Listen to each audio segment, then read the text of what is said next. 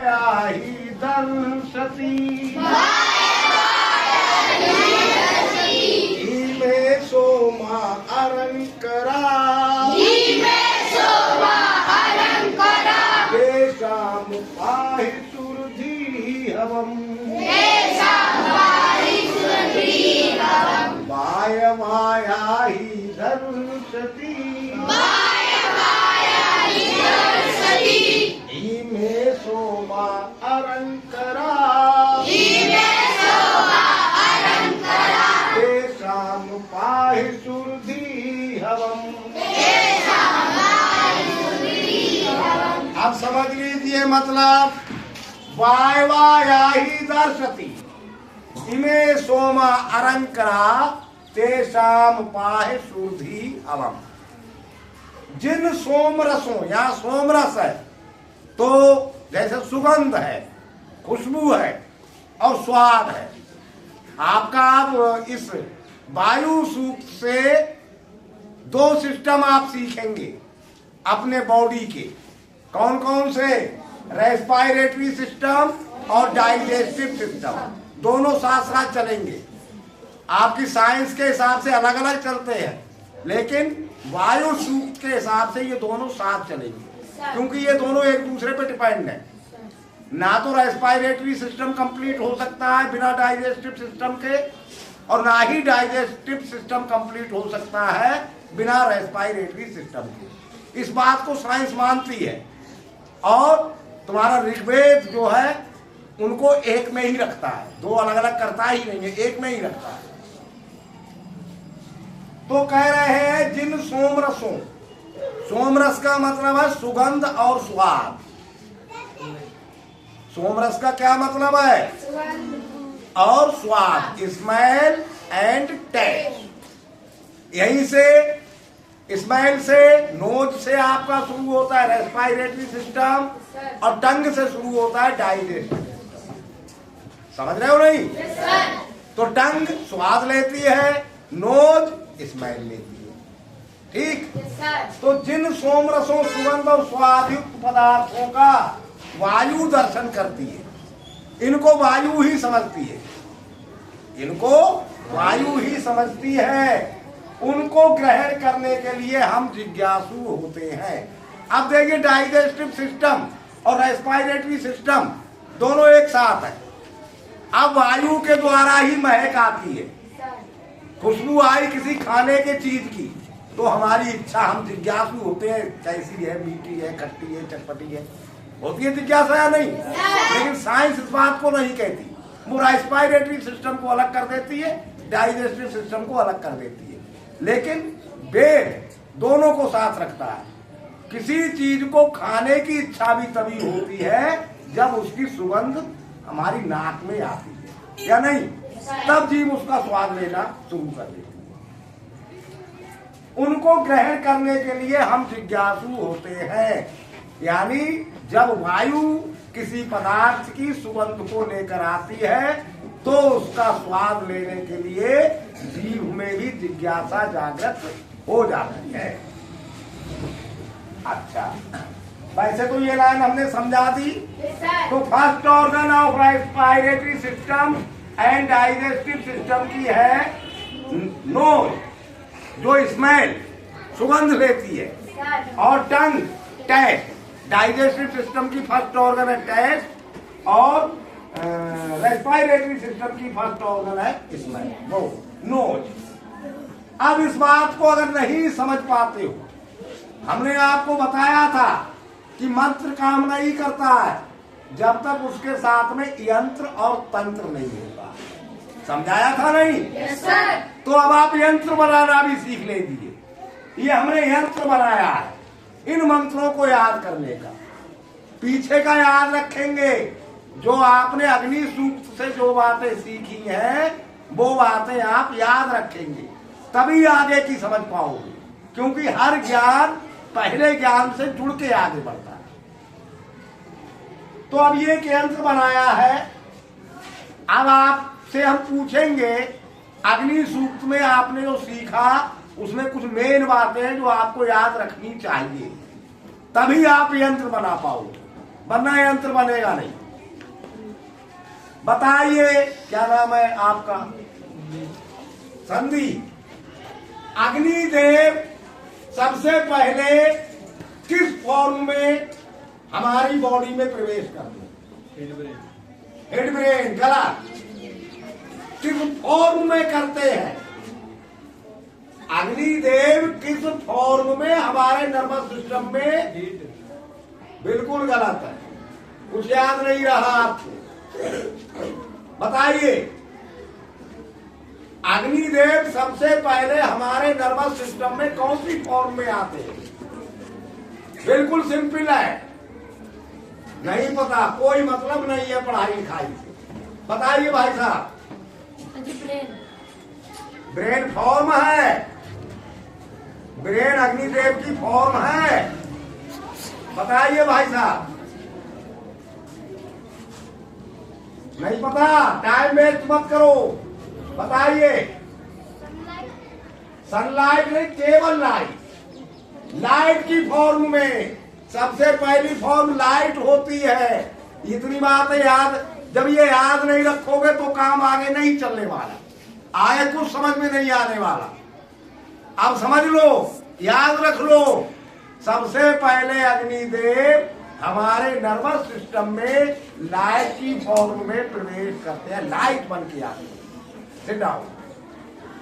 दूसरी फॉर्म क्या हो जाती है? टीचर फॉर्म होती है। टीचर तो रोल होता है, टीचर के तो रोल में होता है, हम केवल फॉर्म पूछ रहे हैं। बताइए दूसरी फॉर्म। जेम्स। करेक्ट आंसर है रत्न।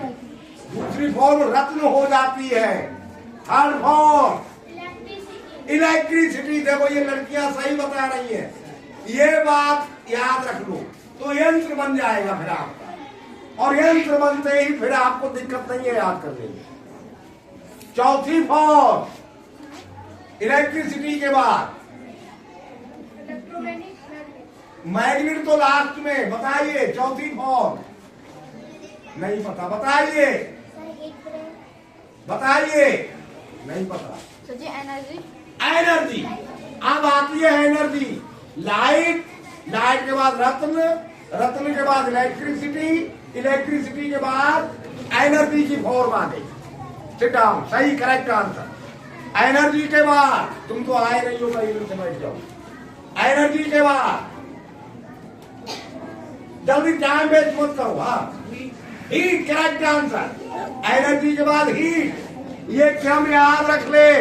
लाइट, लाइट के बाद रत्न, रत्न के बाद इलेक्ट्रिसिटी, इलेक्ट्रिसिटी के बाद हीट, इलेक्ट्रिसिटी के बाद एनर्जी, एनर्जी के बाद हीट, हीट के बाद नहीं पता। बताओ हीट के बाद, बताओ हीट के बाद, हीट के बाद, हीट के बाद कंडक्शन। वो तो हीट की फॉर्म है। कंडक्शन, कॉन्वेक्शन, रेडिएशन, इनको छोड़ दो, ये हीट की फॉर्म है। Alpha beta. Alpha beta. Alpha beta gamma, ये भी उसी की फॉर्म है। अब गामा के बाद की बात करो direct. Alpha beta gamma. Metal. Metal नहीं, मैग्नेट। मैग्नेट की फॉर्म में आ जाते हैं। Sit down. अब याद रख पाओगे? अभी नहीं रख पाओगे। अब रोज रोज को नहीं एक बात याद कराई जाएगी, रोज रोज थोड़ी याद करवाएंगे। तो याद रख लो, अग्निदेव हमारे नर्वस सिस्टम में लाइट की फॉर्म में प्रवेश करते हैं और फिर चेंज होते चले जाते हैं। रत्न की फॉर्म में आ जाते हैं, इलेक्ट्रिसिटी की फॉर्म में आते हैं, फिर एनर्जी की फॉर्म में आते हैं, फिर हीट की फॉर्म में आते हैं, और फिर मैग्नेट की फॉर्म में आ जाते हैं। और जब मैग्नेट, आप समझने की बात है, अब वायु सूत्र स्टार्ट हो जाएगा मैग्नेट की फॉर्म में। जब अग्निदेव हमारी बॉडी में, हमारे नर्वस सिस्टम में आके ठहर जाएंगे, जब अग्निदेव हमारे नर्वस सिस्टम में मैग्नेट की फॉर्म में आके ठहर गए, तो हमारे पास अट्रैक्शन पावर आ जाएगी या नहीं? देखो कुछ बातें ऐसी होती हैं जो हमें दिखती कुछ और है और होती कुछ और है। जो हम जो समझ रहे हैं वैसा नहीं होता, होता कुछ और है। और हम समझ कुछ और रहे होते। तो जब मैग्नेट की फॉर्म में अग्निदेव हमारे नर्वस सिस्टम में आके ठहर जाते हैं, तब हमारे अंदर एट्रैक्शन पावर आ जाती है या नहीं आ जाती है? हर बच्चे के, छोटे से बच्चे में अब 4 अवस्थाएं होती है। बाल्यावस्था, ये तो हमने सिखाया है रामायण में, जब रामायण की कथा सुना रहे तब समझा दिया। अच्छा, 4 अवस्थाएं किस किस को याद है? बताओ। पहली अवस्था बताओ, पहली अवस्था बाल्यावस्था। दूसरी अवस्था पता नहीं, खूब रामायण की कहानी हम सुना रहे हैं फिर भी नहीं पता। राम लक्ष्मण कौन सी अवस्था में है नहीं पता। किशोरावस्था, ये बातें याद रखो। खाली हमारी बात इस कान सुन के उस कान निकालो में काम नहीं चलेगा। बाल्यावस्था, किशोरावस्था, सही बताया। तीसरी अवस्था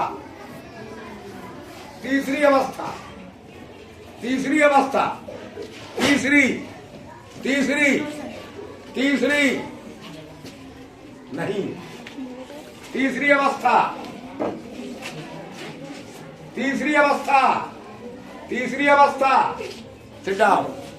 तीसरी अवस्था, जोर से बोलो। लीवा क्या होता है? दूसरे का सुन के सुन रहे हो, खाली दूसरे का सुन के बोलने की आदत छोड़ो। तीसरी अवस्था युवा अवस्था, इनका सुन लिया जब ये बोल रहे थे। युवा अवस्था, जवानी की अवस्था, अब याद रख लेना। तीसरी अवस्था युवा अवस्था। पहली अवस्था जोर से बोलो सब। दूसरी अवस्था, तीसरी अवस्था, चौथी अवस्था है वृद्धावस्था की। 5वीं अवस्था दी है ना? ये तो होता है। अब जब बच्चे का जन्म होता है तभी अग्निदेव अपना काम शुरू कर देते हैं या नहीं कर देते हैं? बचपन में जैसे ही जन्म होता है वैसे ही वो अपनी सारी लाइट, रत्न, इलेक्ट्रिसिटी, हीट, एनर्जी और मैग्नेट के रूप में बच्चे में ही स्थापित हो जाती है, यानी उसमें एट्रैक्शन पावर आ जाती है। जैसे जैसे बच्चा बड़ा होता है उसकी एट्रैक्शन पावर बढ़ती जाती है या नहीं? किशोर अवस्था में और ज्यादा एट्रैक्टिव पावर आ जाती है, युवावस्था में फुल एट्रैक्शन पावर आ जाती है, और जब युवावस्था के बाद वृद्धावस्था में शुरू होता है तभी ये पावर घटना शुरू हो जाती है या नहीं? और जैसे ही घटते घटते घटते घटते जैसे ये पावर बिल्कुल खत्म हो जाती है तो वो व्यक्ति मृत व्यक्ति माना जाता है, मृत्यु मानी जाती है। छू के देखना ठंडा पड़ गया, यही तो कहते हैं या नहीं कहते हैं? यानी अग्निदेव नहीं रहे। अग्निदेव जब साथ छोड़ जाते हैं इसका मतलब होता है उस व्यक्ति की मृत्यु हो चुकी है। समझ गए? तो जब अट्रैक्शन पावर होती है, अब हमें लगता है, थोड़ा मनोरंजन के टाइप में भी बोल लेते हैं, रसगुल्ला रखा तो हमें लगता है कि हम रसगुल्ले की तरफ बढ़ रहे हैं, लेकिन ऐसा नहीं है। ऐसा हम अट्रैक्ट नहीं होते रसगुल्ले की तरफ, बल्कि रसगुल्ला हमारी तरफ अट्रैक्ट होता है, क्योंकि रसगुल्ले में अट्रैक्शन पावर नहीं है। अट्रैक्शन पावर किसमें है? हमारे पास है, तो रसगुल्ला अट्रैक्ट होगा, हम अट्रैक्ट। लेकिन ऐसा लगता नहीं है, या ऐसा लगता है? लगता है ऐसा कि हम अट्रैक्ट हुए। वो वायुदेव है, वो कौन है? वायुदेव ने उसके सोम रस को हमारे पास तक पहुंचाया।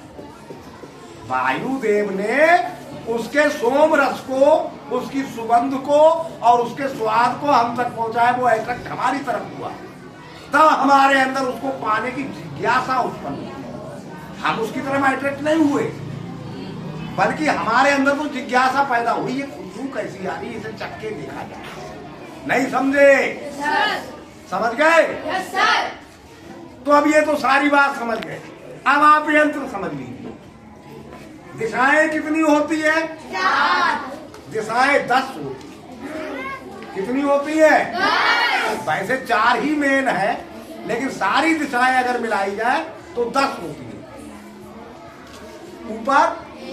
ऊपर की दिशा, नीचे की दिशा, पूरब की दिशा, पश्चिम की दिशा, कितनी हो गई? 6 नहीं 4। उत्तर दक्षिण कितनी हो गई? अब 8 नहीं हो गई, हाँ 6 हो गई। एक पूरब और उत्तर, पूरब और दक्षिण, पश्चिम और दक्षिण, पश्चिम और उत्तर, हो गई 10। आप बीच में खड़े होते हैं। हम कहाँ खड़े होते हैं? बीच में। 10 दिशाओं के बीच में। हमारे ऊपर नीचे दाएं बाएं आगे पीछे साइड से 10 दिशाएं होती है। जहां हम खड़े हैं यहाँ से हमारे सब तरफ अगर मिलाई जाएंगी तो 10 दिशाएं होंगी। तो यहाँ पर आप खड़े, अब यंत्र बनाना समझ लीजिए। समझ रहे हैं? यहाँ बीच में आप खड़े हैं, मैग्नेटिक पावर लिए हुए, आपके पास अट्रैक्शन पावर है। यहाँ आपकी नॉर्थ डायरेक्शन है, यहाँ आपकी साउथ डायरेक्शन है। बना लेंगे यंत्र? इतना तो बना लेंगे। यहाँ आपकी ईस्ट डायरेक्शन है, यहाँ आपकी वेस्ट डायरेक्शन है। ओके? ऊपर और नीचे की तो हो गई, ऊपर और अंदर चला जाएगा नीचे। तो इतना यंत्र बना सकते हैं। अब ये हो गई हमारी यहाँ से नॉर्थ ईस्ट, ठीक है। बाकी हमने नहीं बनाई है अभी, वैसे बना दिए। ये हो गई वेस्ट नॉर्थ, ये हो गई साउथ वेस्ट, ये हो गई साउथ ईस्ट। ये कुल मिला के 10 दिशाओं का ये आप यंत्र बना सकते हैं या नहीं? अब जो नॉर्थ ईस्ट है, इस दिशा को हम कहते हैं वायव्य दिशा। वेद के हिसाब से क्या कहते हैं? वायव्य दिशा। यहाँ वायु देव के नियंत्रण में होती है। ये दिशा किसके नियंत्रण में होती है? और इसे कहते हैं हम आग्नेय दिशा। ये अग्निदेव के नियंत्रण में होती है। ये 2 का हमने सिर्फ इसलिए बनाया है क्योंकि अग्नि सूक्त हम आपको समझा चुके हैं और वायु सूक्त समझा रहे हैं। जैसे जैसे आगे बढ़ेंगे वैसे वैसे अपने आप ही सीख जाओगे यंत्र बनाना। अब अग्निदेव ने आपको मैग्नेटिक पावर दे रखी है यहाँ पर। अब यहाँ पर वायुदेव है। अब आपके पास मैग्नेटिक पावर, इसको न्यूटन भी मानते हैं, इस बात को ग्रेविटेशनल फोर्स, है ना। यानी हर वस्तु दूसरी वस्तु को अपनी ओर खींचती है। वो उसके द्रव्यमान पर डिपेंड करता है। किस पे डिपेंड करता है? द्रव्यमान। जिसका द्रव्यमान जितना ज्यादा होगा उसके पास दूसरी वस्तु को खींचने की पावर उतनी ही ज्यादा होगी। ये न्यूटन कहते हैं। तो अब यहाँ पर आप मैग्नेटिक पावर लिए हुए मौजूद है, तो आपके पास कौन सी वस्तु खींचेगी? भाई चारों ओर सब वस्तुएं हैं, सबको आप खींच रहे हैं, लेकिन सब नहीं खींचेगी। कौन खींचेगा? सबसे हल्का कौन है? दोनों सबसे हल्के? वायु सबसे हल्की है, तो वायु खींचेगी। वायु और सभी से हल्की वायु है, तो वायु यहाँ भी खींचेगी, वायु यहाँ भी खींचेगी, वायु यहाँ भी खींचेगी। और देखो वायु यहाँ भी खींचेगी। सभी लाइनें वायु से मैच कर रही है या नहीं कर रही है? और केवल यहाँ पे नहीं करी क्यों? यहाँ पर अग्नि है। अब जब वायु यहाँ खींचेगी, यहाँ पदार्थ, तो पदार्थों से होकर आएगी या नहीं आएगी? और इन पदार्थों में सोमरस है, यानी सुगंध और स्वाद है। पदार्थों में सुगंध और स्वाद है, भले ही वो आप महसूस ना करें। जिस पदार्थ को आप नहीं खाते हैं उसे कोई दूसरा खाता है या नहीं? जैसे कोई लोहे का टुकड़ा पड़ा हुआ है, उसे भी जंग खाती है या नहीं खाती है? तो कुल मिलाकर स्वाद और सुगंध सब में है। अगर उसे जंग नहीं खा, स्वाद नहीं होता तो उसे जंग नहीं खाती हो। समझ रहे हो? तो वायुदेव यहाँ हर जगह से सोम रस को, सुगंध और स्वाद को लेके हमारे मैग्नेटिक पावर से खींच के आ जाते हैं। अब आपको इस यंत्र से सारी बातें समझ में आ जाएगी, तभी मंत्र काम करता है। इस तरह से समझने को यंत्र कहते हैं। और फिर जब हम यंत्र बना लेते हैं उसकी प्रक्रिया को समझने को तंत्र कहते हैं। तब जो काम करना हम शुरू करते हैं उसी को हम मंत्र कहते हैं। समझ गए बात? Yes sir. वायु सूक्त के पहले मंत्र का मतलब समझ गए? Yes sir. यानी वायु देव ही है जो चारों तरफ के पदार्थों के सोम रस को हमारे पास तक पहुंचाते हैं और उनको प्राप्त करने की हमारी जिज्ञासा को जगाते हैं। तो एक बार और मंत्र बोल दो। सर। बाय वाया ही दर्शती हीने सोमा अरंकरा शाम पाहि सुधी हवम